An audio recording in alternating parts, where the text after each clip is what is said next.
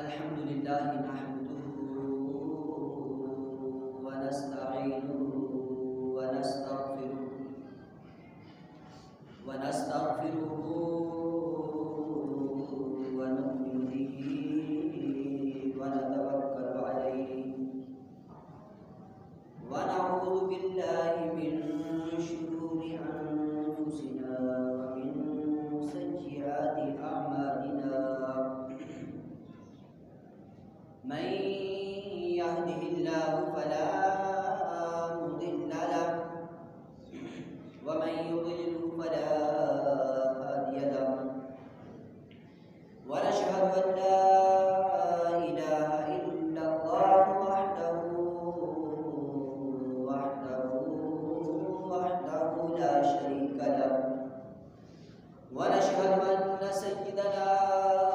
ومولانا محمدا عبده ورسوله أما بعد فأعوذ بالله من الشيطان الرجيم بسم الله الرحمن الرحيم إن عدة الشهور عند الله 12 شهرا في كتاب الله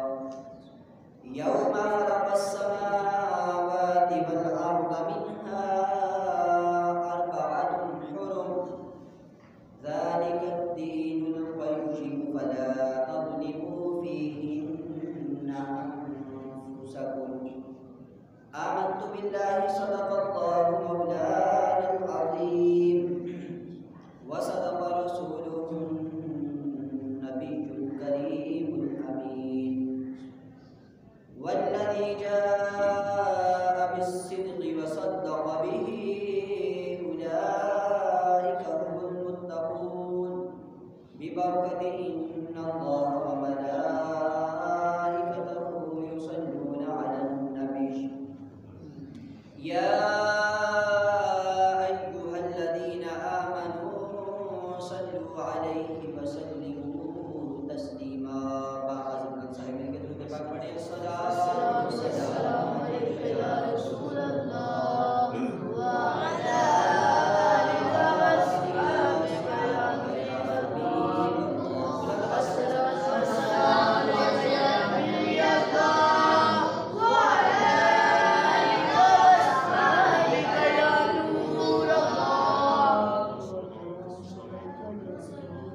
يا صاحب الجمال ويا سيد البشر من وجهك المنير لقد نور القمر لا يمكن ثناؤك ما كان حقه بعد اسكدار قصة مختصر امداد کن ازلن جغم آزاد کن در دین دنیا شاد کن یا غوث اعظم دستگیر گنج بخش فیض عالم مظہر نور خدا ناقصارا پیر کامل آلا رہنما اور گنج بخشی مشہور ہے آپ کی کر کروا کرم دونوں جہاں میں رکھ برم یا الہی کھول دے عرفان سے سینہ میرا پیر و مرشد عاشق خیر البرا کے واسطے یا الہی رحم فرما مصطفیٰ کے واسطے یا رسول اللہ کرم کیجئے خدا کے واسطے اور کربلائیں رد شہید کربلا کے واسطے کربلائیں رد شہید کربلا کے واسطے میرے مولا حضرت احمد رضا کے واسطے اللہ تبارک تعالیٰ کی حمد و ثنا درود نبی آخر زمان فخر موجودات صلی اللہ تعالیٰ علیہ وسلم کی ذات مقدسہ کے اوپر بھیجنے کے بعد میرے واجب الاحترام بزرگوں دوستوں سامعین حضرات السلام علیکم ورحمۃ اللہ وبرکاتہ۔ جس طرح کہ بخوبی سب حضرات جانتے ہیں کہ رجب المرجب شریف کا چاند نظر آ گیا ہے۔ آج اس کی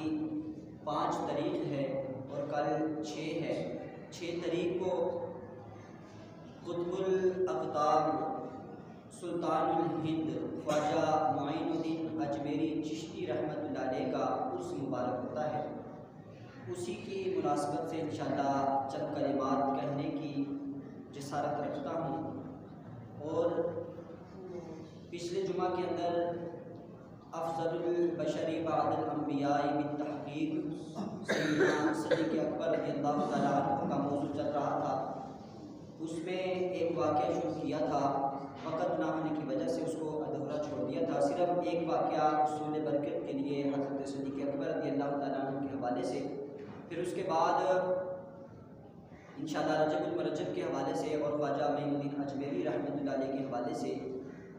بیان سننے کی سعادت حاصل کریں گے۔ اللہ تبارک و تعالیٰ کی بارگاہ کے اندر دعا کی جاتی ہے کہ اللہ تبارک و تعالیٰ ہمیں حق بیان، سچ اور بالخصوص جو آج کے دور کے اندر معاملات ہیں اس کے مطابق بولنے، اس کو سمجھنے اور پھر اس کے اوپر عمل پیرا ہونے کی توفیق عطا فرمائے۔ اللہ تبارک و تعالیٰ نے قرآن پاک کے اندر ارشاد فرمایا والذی جاء بالصدق وصدق بہ اولئک هم المتقون۔ ترجمہ، اور وہ جو یہ سچ لے کر تشریف لائے اور وہ جنہوں نے ان کی تصدیق کی، یہی ڈر والے ہیں۔ اللہ تبارک و تعالیٰ نے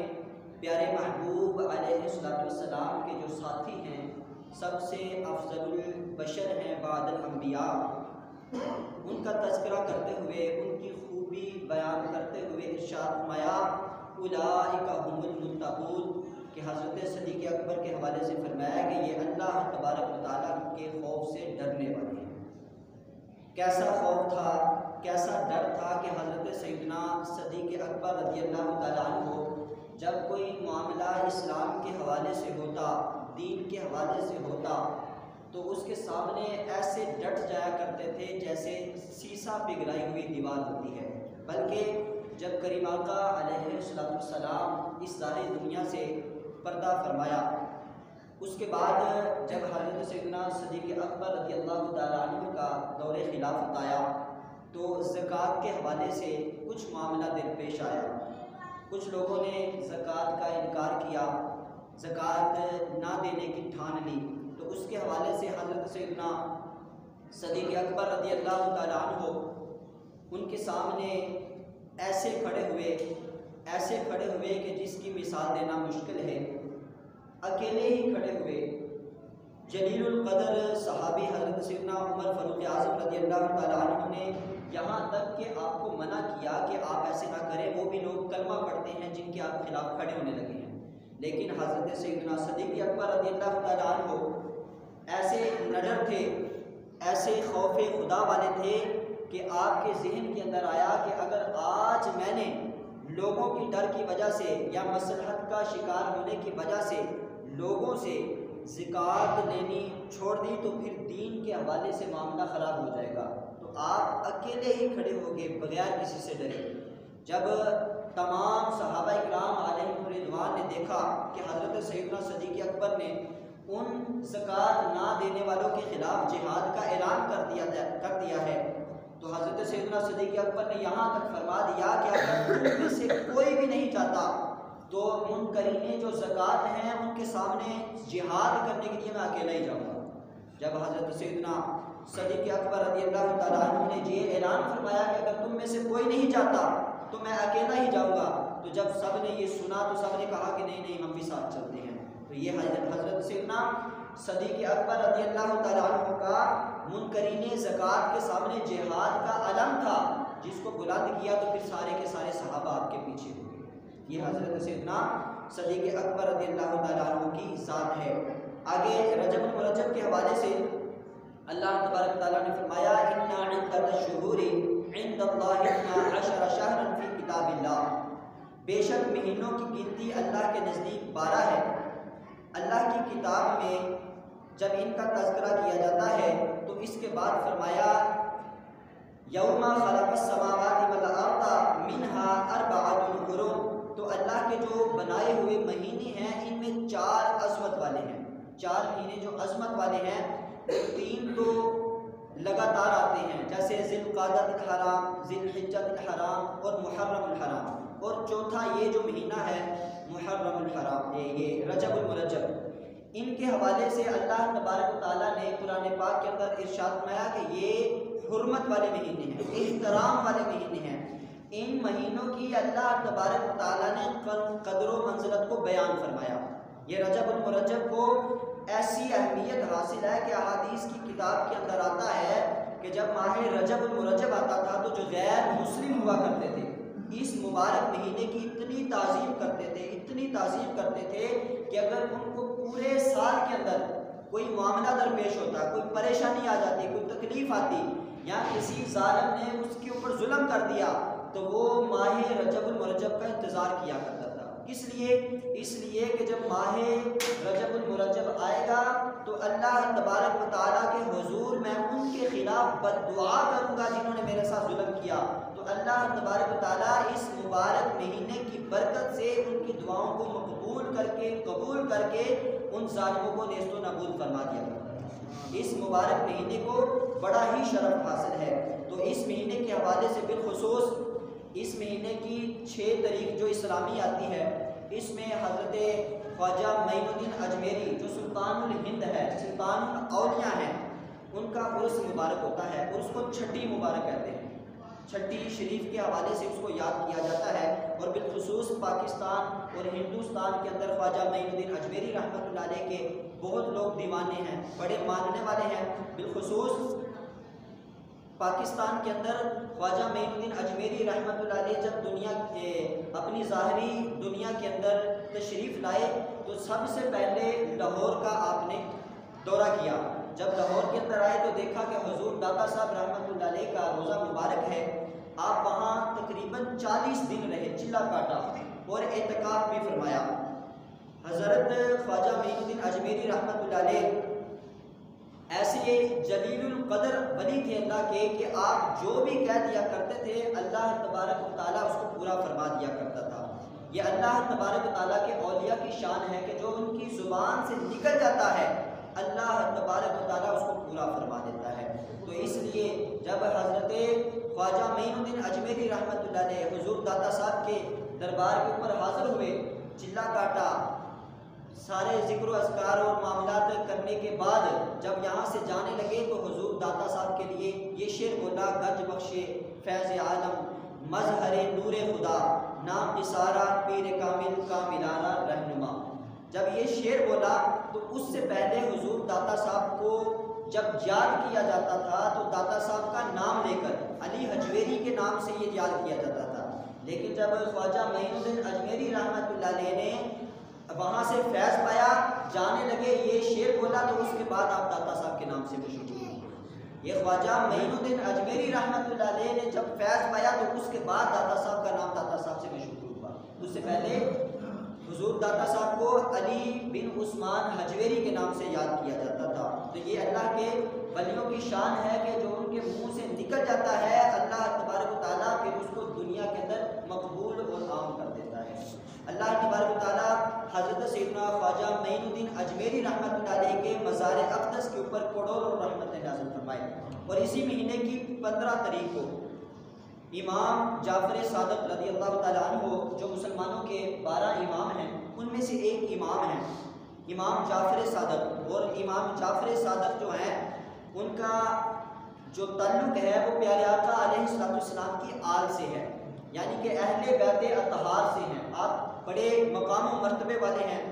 جلیل القدر جو وقت کے اولیاء تھے وہ آپ کے ہاتھ کے اوپر بیعت ہوتے ہیں۔ اور امام جعفر صادق رضی اللہ تعالیٰ عنہ حضرت سیدنا امام باقر رضی اللہ تعالیٰ عنہ کے بیٹے ہیں، اور امام باقر رضی اللہ تعالیٰ عنہ امام زین العابدین کے بیٹے ہیں، اور امام زین العابدین رضی اللہ تعالیٰ عنہ حضرت امام علی مقام امام حسین رضی اللہ تعالیٰ عنہ کے بیٹے ہیں، اور حضرت امام علی مقام امام حسین رضی اللہ تعالیٰ عنہ حضرت مولا علی رضی اللہ تعالیٰ عنہ کے بیٹے ہیں۔ اور حضرت مولا علی رضی اللہ تعالیٰ عنہ کے حوالے سے سارے لوگ جانتے ہیں کہ جو پیارے آقا علیہ السلام کے 4 یار ہیں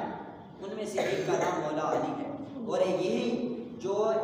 یہ اہل بیت اطہار کی لڑی ہے حضرت امام موسیٰ کاظم رضی اللہ تعالیٰ عنہ آپ کے حوالے سے آتا ہے کہ آپ کے 6ٹھی پشت کے اندر خواجہ معین الدین اجمیری کا نام آتا ہے۔ یعنی کہ خواجہ معین الدین اجمیری رحمۃ اللہ علیہ حسنی حسینی سید ہیں،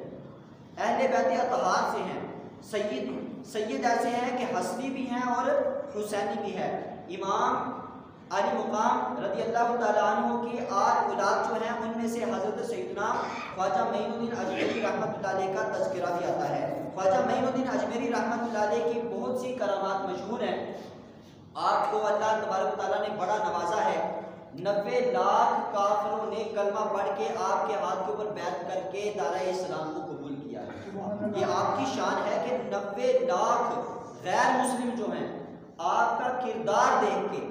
آپ کا انداز اور مزاج اور اخلاق دیکھ کے صرف مسلمان ہو جاتے ہیں۔ تو آج ہمارا اخلاق کس طرح کا ہے؟ آج ہمیں اپنے اوپر تھوڑا سا غور کریں کہ پہلے کے جو ہمارے اسلاف تھے، ہمارے بزرگان دین تھے، ان کو دیکھ کے غیر مسلم کلمہ پڑھ لیا کرتے تھے، لیکن آج ہمارا کردار اس طرح کا ہے کہ جو کلمہ گو ہیں وہ بھی ہم سے متنفر ہو کے نمازوں کی طرف نہیں آتے، دین کی طرف نہیں آتے۔ وہ کہتے ہیں اگر اس طرح کے مسلمان ہیں تو ہم یہاں ہی اچھے ہیں۔ نمازوں کے حوالے سے مسجدوں کے اندر معاملات دیکھیں تو لوگ بدزن ہوتے ہیں، دینی مدارس کے اندر معاملات اس طرح کے ہیں کہ لوگ ہماری وجہ سے پریشان ہیں۔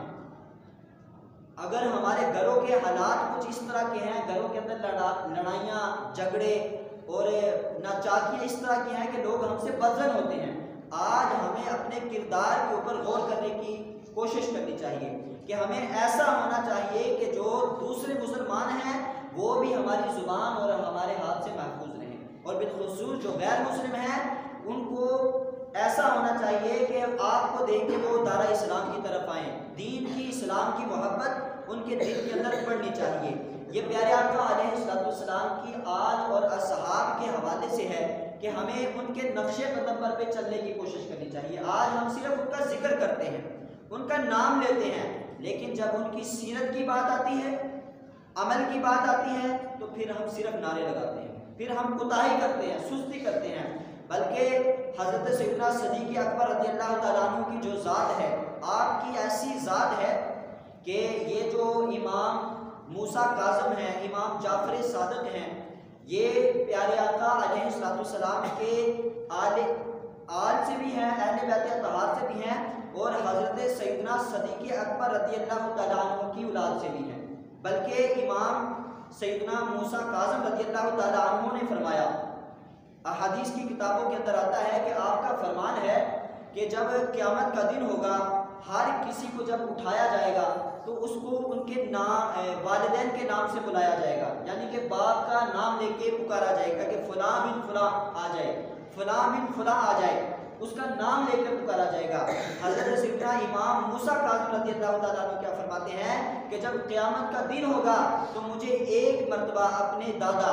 حضرت علی رضی اللہ تعالیٰ عنہ کے نام سے پکارا جائے گا، اور حضرت سیدنا صدیق اکبر رضی اللہ تعالیٰ عنہ کی طرف سے مجھے 2 مرتبہ پکارا جائے گا۔ یعنی کہ حضرت سیدنا صدیق اکبر رضی اللہ تعالیٰ عنہ کے 2 بیٹے ہیں، امام محمد اور امام عبد الرحمن، یہ آپ کے صاحبزادے ہیں، آپ کی اولاد، یعنی کہ ایک کی بیٹی تھی، ایک کا بیٹا تھا، دونوں کی آپس میں شادی ہوئی، ان سے جو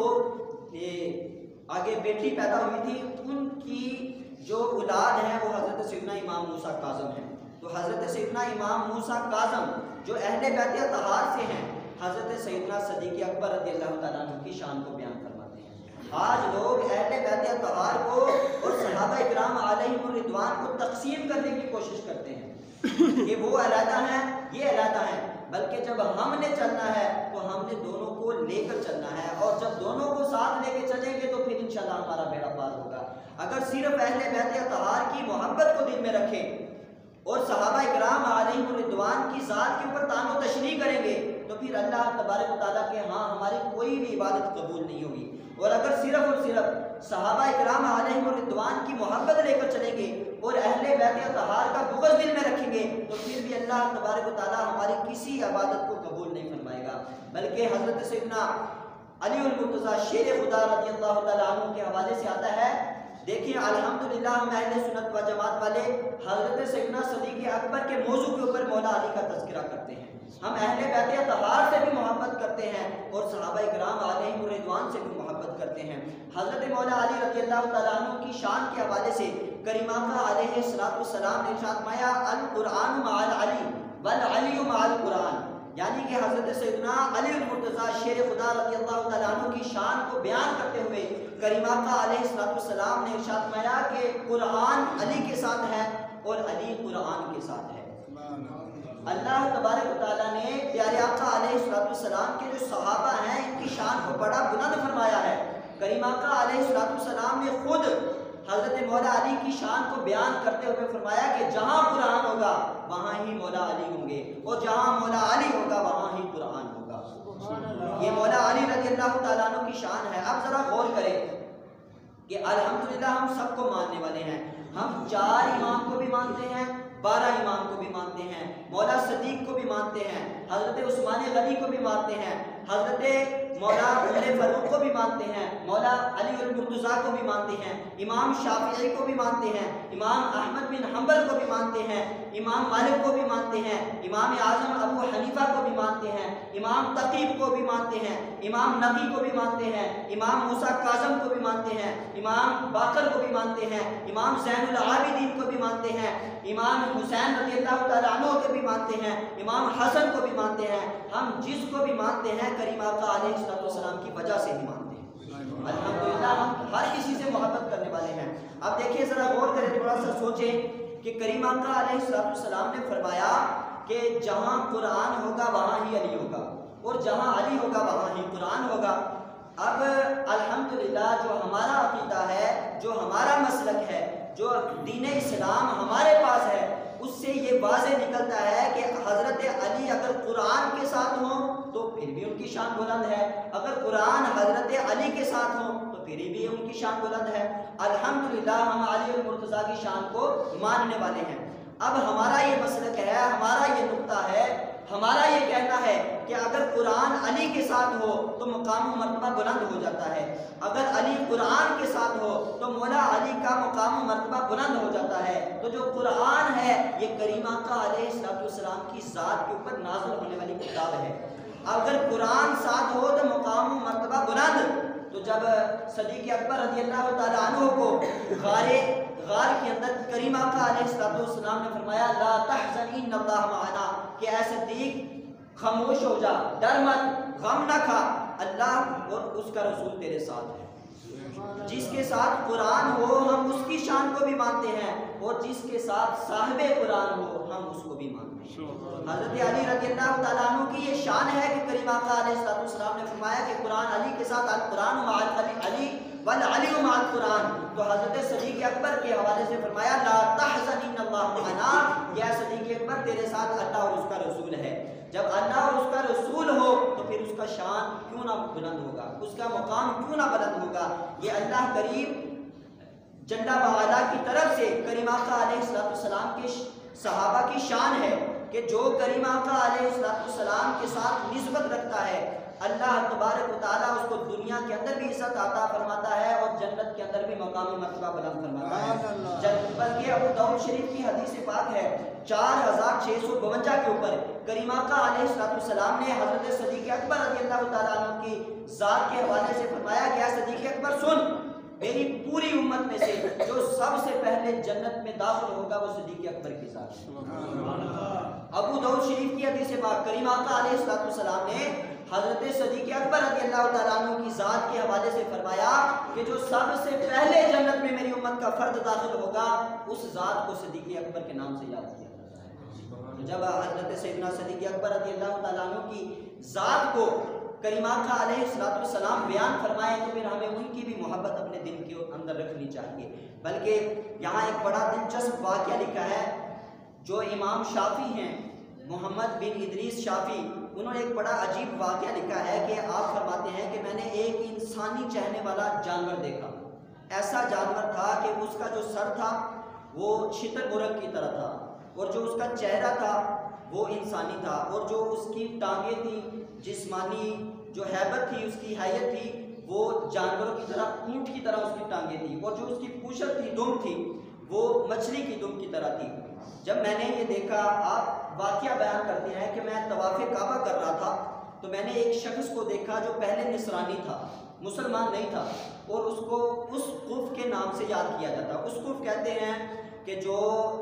عیسائی ہوتے ہیں یا نصرانی ہوتے ہیں، جو ان کا سب سے بڑا پیشوا ہوتا ہے، رہنما ہوتا ہے، اس کو اسقف کہتے ہیں۔ تو آپ کہتے ہیں کہ اس کا اتنا بڑا چرچا تھا کہ اس کو اسقف کے نام سے یاد کیا جاتا تھا۔ جیسے الحمدللہ ہمارے اہل سنت و جماعت کے اندر کوئی سب سے بڑا عالم دین ہو تو اس کو اچھے نام کے ساتھ یاد کیا جاتا ہے۔ تو اسی طرح امام شافعی رضی اللہ تعالیٰ عنہ فرماتے ہیں کہ وہ اسقف کے نام سے مشہور تھا۔ جب میں نے اسے حتیم کعبہ کے اندر طواف کرتے ہوئے دیکھا تو میں پریشان ہوا، متعجب ہوا کہ یہ تو نصرانیوں کا، کرسچنوں کا، یہودیوں کا بہت بڑا رہنما ہے، یہ طواف کعبہ کیسے کر رہا ہے؟ آپ اس کے پاس گئے، اس کے پاس بیٹھے تو حضرت امام شافعی رضی اللہ تعالیٰ عنہ نے اس سے پوچھا کہ میں تجھے اسلام لانے کی وجہ پوچھنا چاہتا ہوں کہ تو کیسے مسلمان ہوا، اور جو آپ کا دین تھا، آپ کا جو مذہب تھا، مسلک تھا، اس سے کیوں بیزار ہوئے؟ تو انہوں نے کہا کہ بس یہی سمجھ لیں کہ میں دین اسلام کو سب سے اچھا سمجھتا ہوں، اس لیے مسلمان ہو گیا۔ حضرت سیدنا امام شافعی رضی اللہ تعالیٰ عنہ نے کہا کہ نہیں، آپ حقیقت مجھے بیان فرمائیں کہ کس وجہ سے آپ نے اسلام کو قبول کیا۔ آپ فرماتے ہیں کہ میں اپنے دین جو ہمارا نصرانی تھا، کرسچن تھا، جو بھی تھا، اس سے اس لیے متنفر ہوا ہوں کہ میں نے اس سے بہتر اسلام کو قبول کیا۔ اس کے بعد کہتے ہیں کہ میں سمندر کے اندر سیر کر رہا تھا، جب سیر کر رہا تھا، سمندر کے اندر سفر کر رہا تھا، تو جو ہماری کشتی تھی وہ ٹوٹ گئی۔ جب کشتی ٹوٹ گئی تو جتنے ہمارے ساتھ سوار تھے وہ سارے کے سارے ٹوٹ گئے،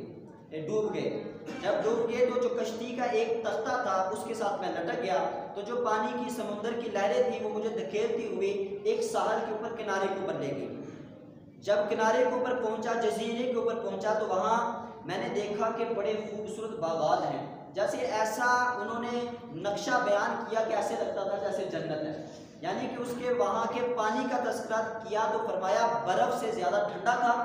اور دودھ سے زیادہ سفید تھا اور شہد سے زیادہ میٹھا تھا۔ وہاں کے باغات کا، جزیرے کا تذکرہ کیا۔ جب یہ سارے معاملات دیکھے انہوں نے، پھر انہوں نے نیت کی کہ میں لگتا ہے اب یہاں سے واپس نہیں جا سکتا۔ انہوں نے نیت کر لی کہ جب تک یہاں سے مجھے کوئی رستہ نہیں نکلتا، کوئی وسیلہ نہیں جانے کا بنتا، میں یہاں ہی رکوں گا۔ یہاں رکا۔ جب دن گزرا، رات آئی، تو وہ جانوروں کے خوف کی وجہ سے درخت کے اوپر چڑھ کر بیٹھ گئے کہ کوئی جانور آ کے مجھے تکلیف نہ دے، چیر پھاڑ نہ دے۔ تو جب کہتے ہیں رات کا آدھا حصہ گزرا تو میں نے دیکھا کہ سمندر کی جو تہ ہے، اس کے جو پانی ہے سمندر کا، اس کے اوپر نا ایک شخص آ رہا ہے جس کا چہرہ انسانوں کی طرح ہے، جس کا سر شتر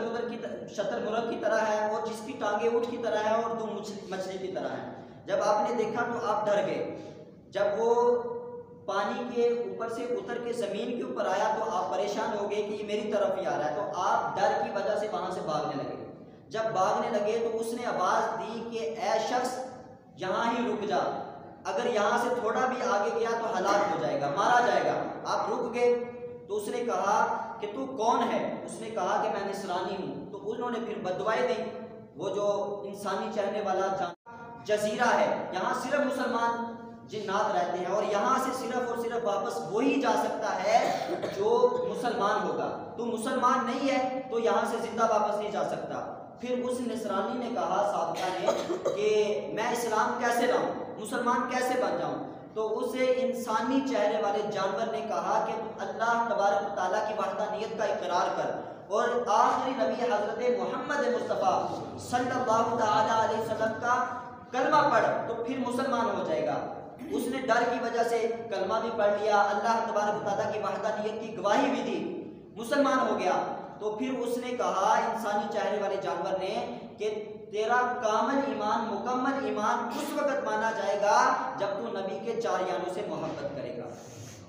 اس نے کہا کہ یہ کیسے ہو سکتا ہے جب آپ نے پہلے کہہ دیا کہ کلمہ پڑھ کے اللہ تبارک و تعالیٰ کی وحدانیت کا اقرار کر کے تو مسلمان ہو جا، تو میں ہو گیا، اب چار یاروں کو ماننا کیوں ضروری ہے؟ تو اس انسانی چہرے والے جانور نے کہا کہ اللہ تبارک و تعالیٰ نے جنت کے اندر جو انداز، مقام اور یہ جنت کو بنایا سنوارا ہے، تو جب جنت کو بنایا تھا تو اللہ تبارک و تعالیٰ نے جنت سے فرمایا تھا کہ جی تو تیرے 4 کونے ہیں، ان سب کو میں مضبوط کروں گا۔ تو جب قیامت کا دن ہوگا، جنت کو لایا جائے گا، تو جنت اللہ تبارک و تعالیٰ کی بارگاہ کے اندر عرض کرے گی کہ مولا جب تو نے مجھے بنایا تھا، پیدا کیا تھا، جب آراستہ کیا تھا تو تو نے مجھ سے فرمایا تھا کہ میں تیرے 4 کونوں کو مضبوط کروں گا، زینت بخشوں گا حسن و حسین سے، اور حضرت سیدنا امام حسن اور امام حسین رضی اللہ تعالیٰ عنہ کو جتنے بھی نوجوان جنت کے اندر ہوگے ان سب کا سردار قرار دوں گا، حسن و حسین سے زینت بخشوں گا، اور حضرت سیدنا صدیق اکبر اور عمر فاروق رضی اللہ تعالیٰ عنہ کی ذات کو، جو جنت کے اندر جتنے بھی جنتی بوڑھے ہوں گے دنیا کے اندر، جن کا بزرگی کے اندر انتقال ہوا ہوگا، ان سب کو ان کا سلطان قرار دوں گا۔ تو اے میرے مولا تو نے مجھ سے فرمایا تھا کہ میں تیرے 4 کونوں کو مضبوط کروں گا، تو اللہ تبارک و تعالیٰ کی طرف سے حکم ہوگا کہ اے جنت تو خوش ہو جا، میں نے نبی کے 4 یاروں کی برکت سے تیرے 4 کانوں کو مضبوط کر دیا۔ تو جب یہ 4 یاروں کا تذکرہ کیا تو وہ جو آپ محمد بن ادریس شافی تھے، آپ نے کہا کہ جب وہ نصرانی تھے، اس نے جب یہ سنا تو جب یہ سنا 4 یاروں کی محبت کا اقرار کیا، دل میں ان کی محبت کو بٹھایا، تو اللہ تبارک و تعالیٰ نے اس کو وہاں سے صحیح سلامت محفوظ دوبارہ اس کے اپنے وطن کے اندر بھیجا۔ یہ اللہ تبارک و تعالیٰ کی طرف سے ہے کہ جو نبی کے 4 یاروں سے محبت کرتا ہے، اللہ تبارک و تعالیٰ اس کی دنیا بھی بہتر فرما دیتا ہے اور آخرت بھی بہتر فرما دیتا ہے۔ اللہ تبارک و تعالیٰ کی بارگاہ میں دعا ہے اللہ تعالیٰ جو کچھ سنا اس پر ہم سب کو عمل کرنے کی توفیق عطا فرمائے۔ یہ ماہ رجب المرجب کا مہینہ ہے، ٹائم اوپر ہو گیا ہے، لیکن صرف آخری بات آپ لوگوں کے سامنے عرض کروں گا کہ الحمدللہ جو قرآن پاک ہے یہ سارا کا سارا برکتوں والا ہے۔ جو بھی اس کے اندر کوئی ایک آیت پڑھتا ہے تو اس کو بھی ثواب ملتا ہے، کوئی سورت پڑھتا ہے اس کو بھی ثواب ملتا ہے، کوئی سپارہ پڑھتا ہے اس کو بھی ثواب ملتا ہے۔ الحمدللہ ہماری مسجد کے اندر ہر رات کو عشاء کی نماز کے بعد سورہ ملک شریف کی تلاوت کی جاتی ہے۔ الحمدللہ جو نمازیں پڑھتے ہیں وہ خوش نصیب ہے، اس کی روزانہ تلاوت کرتے ہیں، بلکہ جو گھروں کے اندر ہے وہ بھی اس کی کوشش کریں، اس کی بڑی فضیلت ہے۔ صرف اس کی فضیلت سن لیں، اس کے بعد انشاءاللہ نماز پڑھتے ہیں۔ اس کی فضیلت کیا ہے کہ جب قیامت کا دن ہوگا تو اس وقت کے حوالے سے بھی آتا ہے، اور بالخصوص قبر کے حوالے سے، کہ جو روزانہ سورہ ملک شریف کی تلاوت کرتا ہے، یہ جو رجب شریف ہے اس کی 6 شریف کو جو حضرت خواجہ معین الدین اجمیری رضی اللہ تعالیٰ عنہ کا عرس کیا جاتا ہے، دیکھیں طرح طرح کے معاملات ہوتے ہیں۔ الحمدللہ بزرگان دین جس وظیفے یا جس خاص مقصد کے تحت کوئی وظیفہ بتاتے ہیں یا کوئی اوراد بتاتے ہیں یا نفل بتاتے ہیں، اگر اس کے اوپر عمل کریں گے تو انشاءاللہ اس کا فائدہ ملتا ہے۔ تو خواجہ معین الدین اجمیری رضی اللہ تعالیٰ عنہ کے حوالے سے آتا ہے کہ آپ کے نام کی جو اپنے گھر کے اندر ماہ رجب المرجب میں 40 مرتبہ سورہ ملک پڑھا کے دعا کرتا ہے، ختم کرتا ہے، اللہ تبارک و تعالیٰ پورا سال اس کو تمام بلاؤں مصیبتوں اور آفات سے محفوظ فرماتا ہے۔ اور یہ جو سورہ ملک ہے آگے اس کی فضیلت بیان کرتے ہوئے لکھتے ہیں کہ جب بندہ قبر میں جاتا ہے تو عذاب دائیں طرف سے آتا ہے، تو وہ جو سورہ ملک ہے وہ ڈھال بن جاتی ہے، دیوار بن جاتی ہے، اس عذاب کو نہیں آنے دیتی۔ پھر وہ دوسری طرف سے آتا ہے تو ادھر بھی دیوار، یعنی کہ چاروں طرف سے عذاب آنے کی کوشش کرتا ہے۔ جو دنیا کے اندر رہتے ہوئے سورہ ملک کی تلاوت کرتا تھا یا سنتا تھا، جو روزانہ اس کا ورد کرتا تھا، عذاب قبر سے وہ سورت اس کو بچا لیتی ہے، عذاب قبر اس کو نہیں ہونے دیتی۔ اور یہ جو سورہ ملک ہے جب یہ آئے گی تو عذاب کو نہیں ہونے دے گی۔ جو عذاب والے فرشتے ہوں گے وہ اس سورت سے کہیں گے کیا سورت تو ہٹ جا یہاں سے، تجھے پتہ نہیں ہمیں کس نے بھیجا ہے، ہمیں اس نے بھیجا ہے جس کا تو کلام ہے۔ تو وہ سورت کہے گی اللہ تبارک تعالیٰ نے تجھے بھیجا ہے، یہ تو میری تلاوت کیا کرتا تھا، میری تلاوت سنا کرتا تھا، اس کو تو میں عذاب نہیں ہونے دوں گی۔ تو وہ فرشتے کہتے ہیں اگر عذاب نہیں ہونے دینا تو جا اللہ تبارک تعالیٰ کی بارگاہ میں جا کے عرض کر۔ وہ سورت وہاں سے اللہ تبارک تعالیٰ کی بارگاہ کے اندر جائے گی، جا کے عرض کرے گی کہ مولا یہ بندہ روزانہ رات کو میری تلاوت کرا یا سنا کرتا تھا،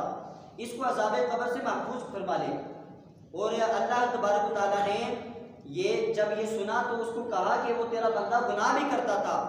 باقی نمازیں بھی چھوڑتا تھا، صدقہ و خیرات بھی نہیں کرا کرتا تھا۔ یہ سارے معاملات کرنے کے بعد حدیث پاک کے یہ الفاظ موجود ہیں، کہا جاتا ہے کہ یہ صورت اللہ تبارک تعالیٰ کی بارگاہ کے اندر جھگڑا کرے گی،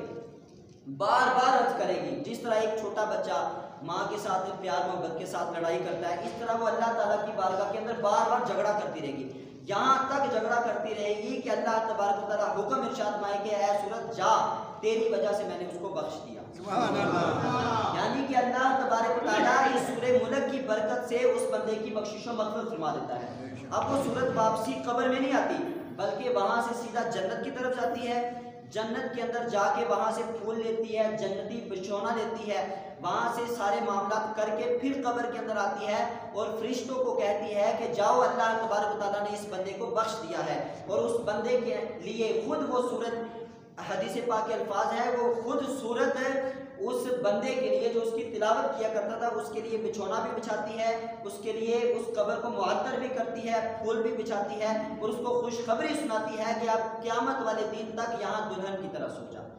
یہ سورت کی فضیلت ہے. ہر رات کو اس کی کوشش کرے، جو مسجد میں آتے ہیں وہ سنے، جو گھروں کے اندر نماز پڑھتے ہیں ان کو بھی یہ کوشش کرنی چاہیے ہر رات کو سورہ ملک کی تلاوت کریں. اللہ کریم ہم سب کو کریم آقا علیہ السلام کی سنت اور شریعت کے مطابق اپنی زندگیوں کو بسر کرنے کی توفیق عطا فرمائے. وما علینا الا البلاغ.